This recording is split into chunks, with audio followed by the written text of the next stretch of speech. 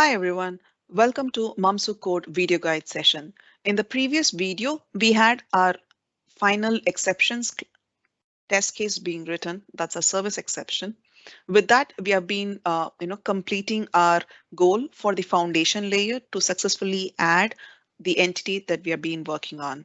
So in this video, we're going to focus on the exposure layer, which will complete the workflow for the create operation.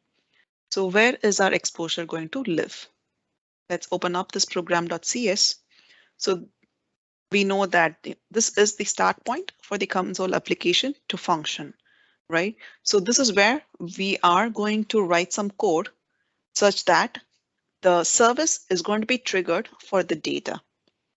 Okay, so we're going to, make things work from the backward. So what is our scope of work here? We're going to call the sample service and we're going to say add sample. For me to get sample service being triggered, I need an object for that particular class, right? So I say var sample service equal new sample service. So let me resolve. It has to come from the foundation layer. Okay. So now the sample service is still not happy. So what it says is there is no argument given that corresponds to the required formal parameter. So if you take a look at this particular pop-up here, this sample service takes in two dependencies. That means for the sample service to work, it needs a connection to be passed in for the storage broker as well as the logging broker. Good. So now what we come here and say storage broker, and then we say new storage broker. Let's try to resolve this. Okay. So now our storage broker is successfully initialized and we can pass that storage broker here. We don't need parameter aliasing because the sample service parameter name is also storage broker and the variable name that we are using is also storage broker. So now we have to go define our logging broker. For our logging broker, this is the piece here. So for the logging broker, we need to have a logger factory, which is going to come from here. And then we are going to say we'll track back, right? So this needs to have logging broker. So this logging broker is coming from the type logging broker, which we created. This is our native type that we had in our broker class. And then for this logging broker, it is going to take a dependency of iLogger. So this iLogger is coming from the logger, which takes in a type of telling who is the implementation of the logger, and this needs a logging factory. So that's the syntax. So if you over the logger, it says logging broker of what is my type, and then I have to say the logger factory. So we are creating the logger factory instance that can be passed into the logger, which is the other library. So that's the Microsoft Extensions logging library. And once we have the logger ready to pass in as a dependency for this logging broker, we're using that to be passed here. So now we have successfully initialized all our dependencies and the actual service itself for which we are going to make the call. So now what are we going to work on? We're going to work on the add call, right? So broker insert is the terminology.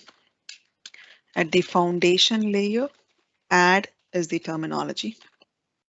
And then in the exposure layer, which is our, you can think about API as a thing, and then you can say post, right? So where we're going to just do something. Okay, so what are we going to test here? Or, perform. Now here we are not having a test. We are not doing a test-driven development, right? We're actually calling the code to save something. So we're going to save add sample, and it needs an input, right? So let's say input sample. Now I need to prepare this. So var input sam input sample equal new sample is my entity itself, right? So I'll resolve this. It's coming from my models. And this one needs a ID. So it's an integer. So if I over this, it can tell me what it is. So integer, and then it takes in another attribute for text, something random. Now my expectation is that it has to successfully add it, right? So let me hit a breakpoint here. Let me set this as a startup project, try to build if there are any errors. Okay, now let's run this. So what am I expecting is it has, made all the wirings. Maybe I will do this so that we actually see the initiation part also. Right, it's come here. Now if I say F11, it's evaluating. It should actually get inside the constructor of the storage broker if we have one.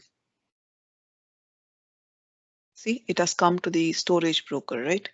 So it's initializing the list of this entity that we're trying to save.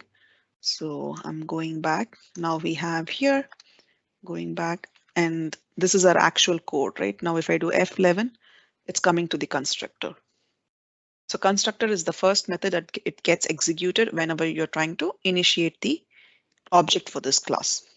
So it's setting up, now we have passed in some logger, it is assigning to this particular scope, and it's coming back. So doing the next line. So let's get inside the sample service. So again, the constructor is getting called with all the dependencies that we have wired. So it's getting assigned to this particular scope of the class. And then now it's executed. Now we are preparing our data to be saved.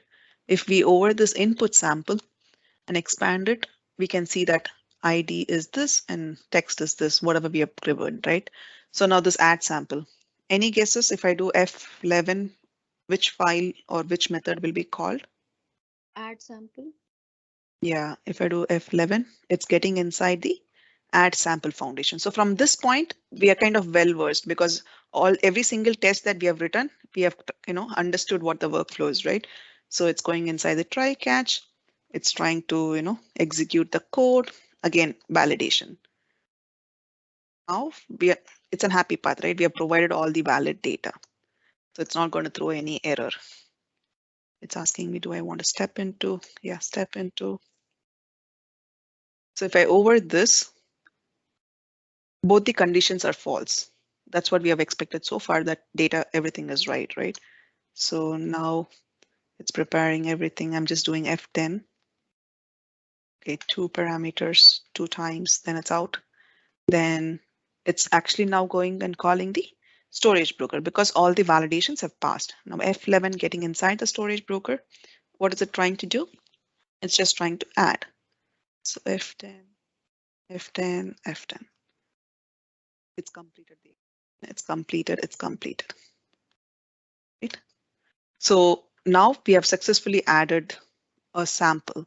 Since we do not have a retrieve call established, we don't have the code for, to give me all the sample that you have saved. We don't have anything for that sort to see, right? So now let's play around with this a little bit. Let's say we're not passing in 0. I mean, we're not passing in ID. Any guesses what will happen to this execution? It should throw the validation which you have written that ID is not declared or empty. Exactly. So let's try.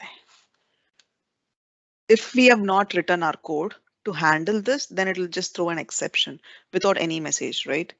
It doesn't know what to do, or it'll save the data, which is a corrupted data, because we are expecting things to happen.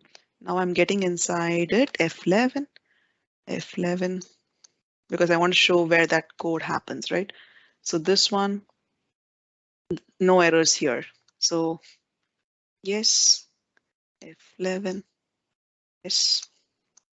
Now, if I open this up, I'm expecting this condition to be true because we are expecting ID. So let's see what is the error that it's going to get thrown.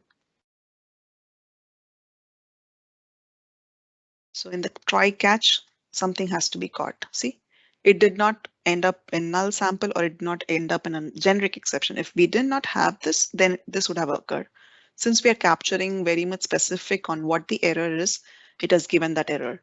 So to look into the details, you can look at BU details. It will tell you this. And it's the inner exception. Since this is the innermost exception, we don't have anything. Let's do this. Now, if you see view details, this become the wrapper, right? Some validation error occurred, fix the errors. So the inner exception is this. Now, if you open the data keys, it will say ID is the place where the error is being triggered. And what is the value? Even here it has key, right? So it says ID is required. So that's the actual error message that's getting thrown. So if I do this, nothing, it just errored out. See, can you see the error?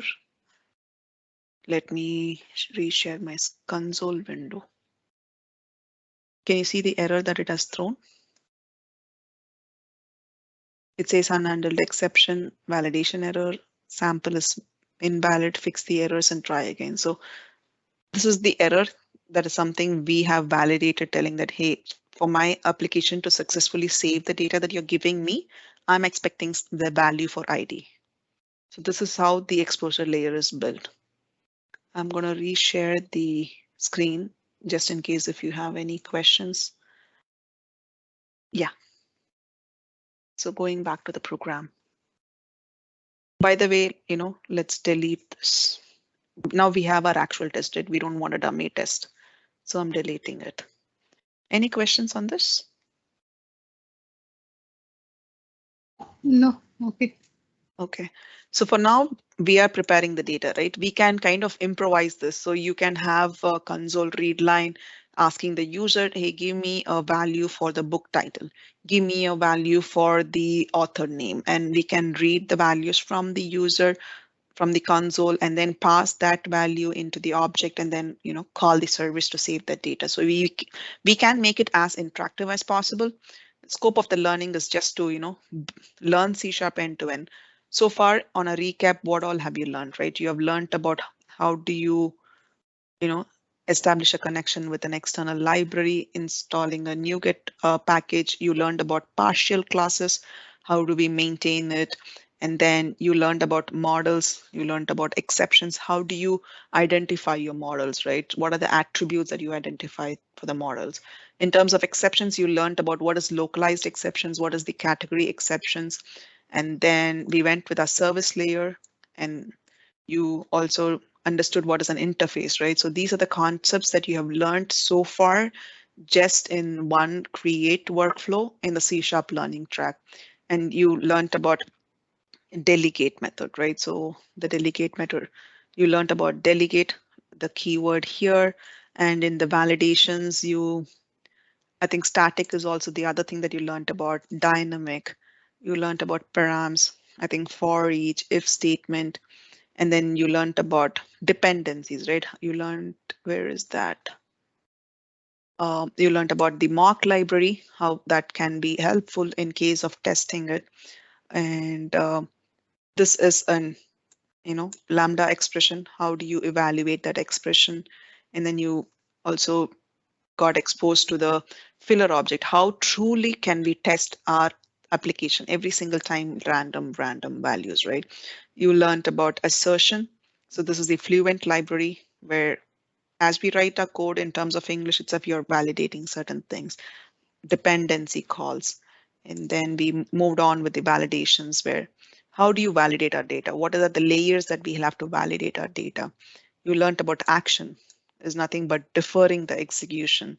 So that is something that you have been exposed to. And in what cases do we use it.isAny truly? And in what cases do you actually specify the exact value to which you have to validate certain things. Then we moved on to our exceptions, where we looked at what are the kind of exceptions that we need to capture. How do we determine what exceptions do we capture? So we did a little bit of research, and then, this is the generic exception that we handled, right?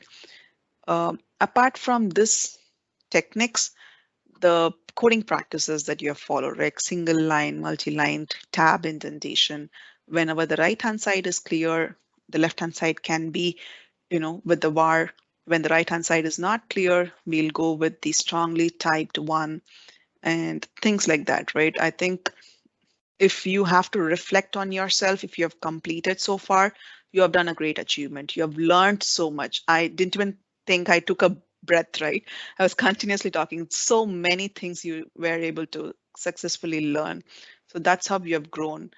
Now, the next activity that we will be doing is on our read workflow, which is going to be comparatively easy because you have initialized all your dependencies. You will just come to your storage broker and say, retrieve sample. You will go Uh, here. Go ahead. One question. So since we call that method add sample, can we go and check the SQL database if it is actually inserted there? So this one is a C# basics track where we don't have an external storage, whereas in the advanced track, we have an external storage. So right now in this C# track, we are working on an in-memory data.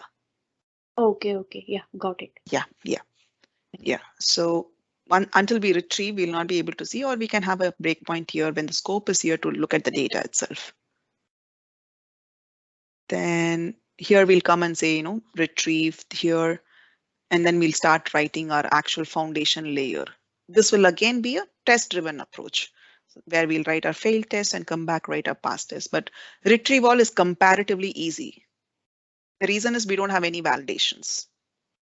Because retrieval is, hey, sample.retrieval. That's all, right? We don't pass any input parameter. So we don't have validations on the input itself. So it will be just logic happy path test, and then we will just end up doing our service test. So just two tests for the retrieval. So it's going to be an exciting journey.